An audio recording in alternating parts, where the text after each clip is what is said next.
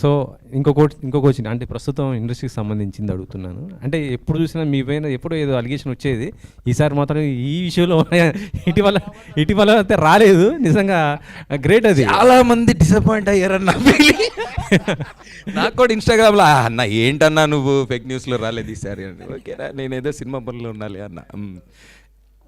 మంచిగా జరిగిందండి, ఒక్కసారి వదిలేండి. Thank you for your wishes అండి. అయితే సినిమా గురించి ఇప్పుడు 2024లో మనం లాక్డౌన్ తర్వాత ప్రపంచం గురించి మాట్లాడుకుంటే, సినిమాల గురించి మాట్లాడుకుంటే, లాక్డౌన్లో ఓటీటీ అనే ఒక భయంకరం, మన తెలుగు భయంకరం అంటే మంచిగా తెలుగు ఆడియన్స్కి అనుకోండి, ప్రపంచవ్యాప్తంగా ఆడియన్స్ అందరికీ అలవాటైంది. అది the exposure to world cinema బాగా పెరిగింది. రకరకాల సినిమాలు, ఇందాక కూడా ఒక ఆవిడ మంచి క్వశ్చన్ అడిగారు, మలయాళం, తమిళ్, హిందీ, వేరే లాంగ్వేజెస్ నుంచి చాలా డిఫరెంట్ కాంటెంట్. ఇంట్లో కూర్చొని కంఫర్టబుల్గా ఏసీ వేసుకొని గర్ల్ ఫ్రెండో వైఫో పెట్టిన టీ కాఫీ తాగుతూ లేదా బీర్ తాగుతూ చిల్ అవుతూ చూస్తున్నారు సినిమాలు.